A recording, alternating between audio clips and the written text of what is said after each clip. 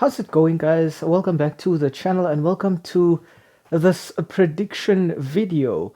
Now, Euro 2024 is kicking off later this weekend, and one of the massive opening fixtures taking place this Saturday on the 15th of June sees heavyweights Spain go up against other heavyweights Croatia.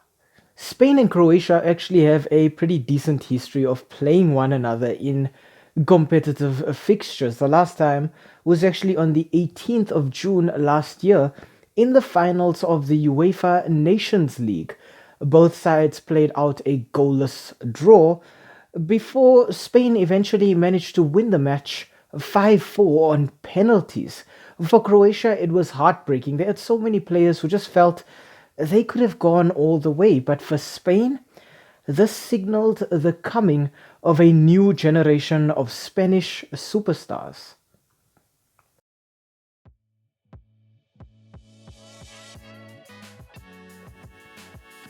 We start off our team analysis with Spain. Now, the last 5 matches for Spain heading into this tournament have ended in 3 wins, 1 draw, and 1 loss.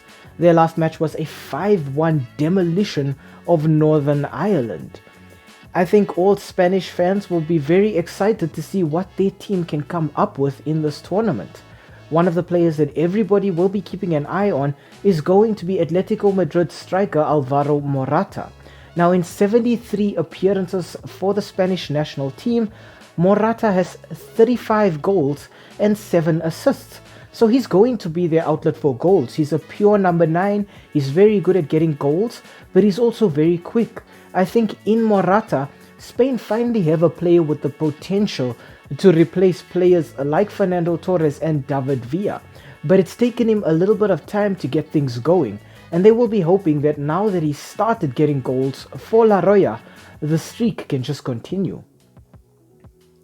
The next player I want to talk about is Alejandro Grimaldo, who plays at left back for Bayer Leverkusen and for the Spanish national team. Now, he's only got 1 assist for the national team, but that's because he's only made 4 appearances for La Roja. I think in Grimaldo, Spain finally have a decent player to replace the role left vacant by Jordi Alba. I think this was always going to be a problem for the Spanish national team, finding a left back who gives them a bit of flexibility going forward, but also has the pace to track back and cover defensive duties. And I think they may have found that in Grimaldo. This is a player who proved to be very important for Bayer Leverkusen this season, and I think he's going to be just as important for Spain in this tournament. Finally, I want to talk young Barcelona attacking midfielder Pedri. Now, in 20 appearances for La Roja, Pedri has 2 goals and 1 assist. Now, I think with Pedri, you get a player who plays that Iniesta kind of role. A player who can orchestrate things in midfield and just dictate play, but also can pick up the tempo of the game with fantastic dribbling runs. And then on top of it all, we've seen Pedri score some very good goals for Barcelona. Fans of the Spanish national team will be hoping that he can stay clear of injuries and just replicate some of his best moments for Barcelona, but now in a Spain shirt instead.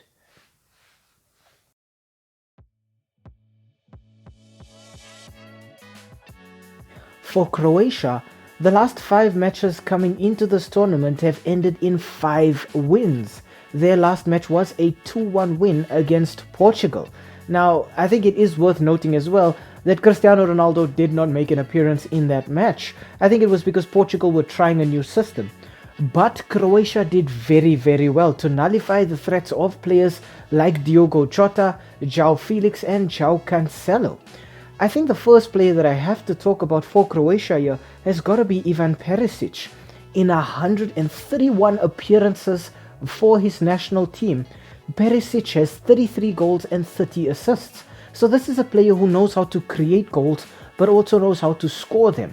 I think, unfortunately, because he's been getting on with age, he doesn't have the pace that is required to perhaps just break opposition defenses open with pure speed. But we'll still see him playing very tricky passes, dictating play, and just trying to create things for Croatia from out wide. I think centrally, Croatia will be looking to Real Madrid playmaker Luka Modric to just pull the strings in terms of keeping their midfield sorted. In 175 appearances for the Croatian national team, Luka Modric has 25 goals and 29 assists. So that might be more appearances than Perisic, but we have to also remember that Modric is not really the player looking to get goals. He's looking to dictate play, to just move the ball around, to create opportunities for others, and then he's also the player who we will see playing in long balls into the opposition box, either from deeper in midfield, from set pieces, or even just taking long shots and scoring gorgeous goals. And finally for Croatia, I want to talk Manchester City midfielder Mateo Kovacic. Now in 101 appearances, Kovacic has scored 5 goals and has racked up 9 assists. But I think Kovacic as well, he's not really looking to get goals. Kovacic will be the player in this Croatia midfield who will be looking to break down the opposition, to chase the ball, to pressure opposition players into making mistakes and then winning the ball back. We'll then see Kovacic recycle the ball, passing it to players like Perisic out wide or Luka Modric centrally for them to then create the opportunities for other players. But Kovacic as well is the kind of player where if you give him too much space, he will run into the box and he will take shots and he can score these individual goals if it is necessary.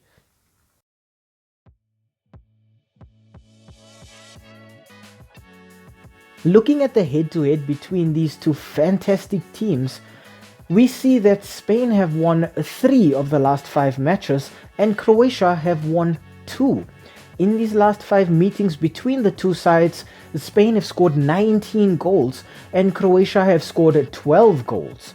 I think this is really going to be a match that comes down to a lot of battles in midfield. We'll see Modric performing, I think, more defensive duties, trying to get the ball off players like Fermin Lopez and Pedri. We'll also see Kovacic playing a very important role in trying to win the ball back as well. For Spain, I think that duty will be given to Rodri from Manchester City, who will just have to chase the ball down, hassle and harass players into losing it and then recycle it for La Roja. I think because this one is going to be decided in midfield with very tense battles and it's going to be a fight for possession between the two teams, I think set pieces now become even more important. Opportunities that can be created from free kicks or corners need to be put away.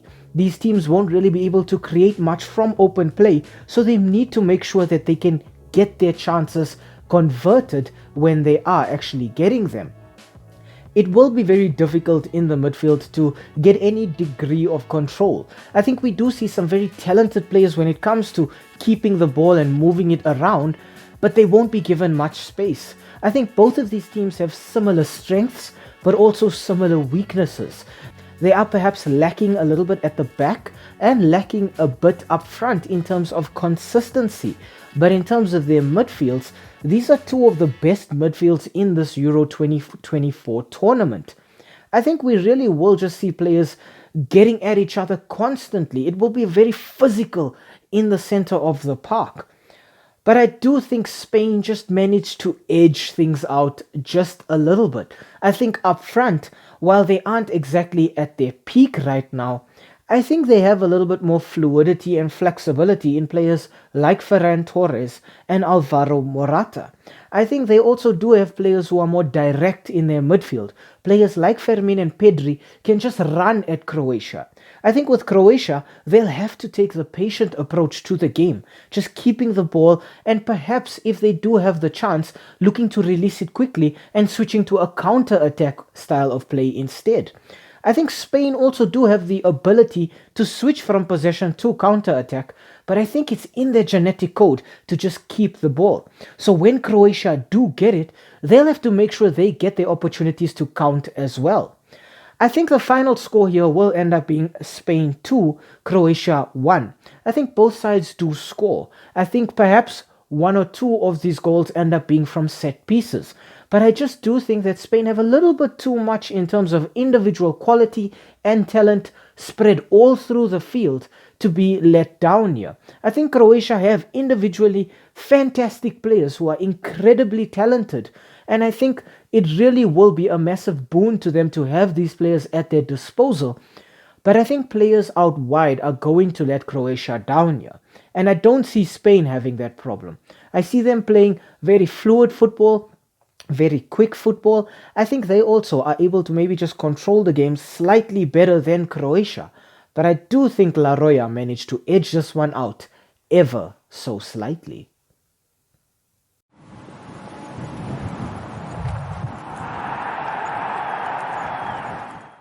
Hi, thank you for making it to the end of this video.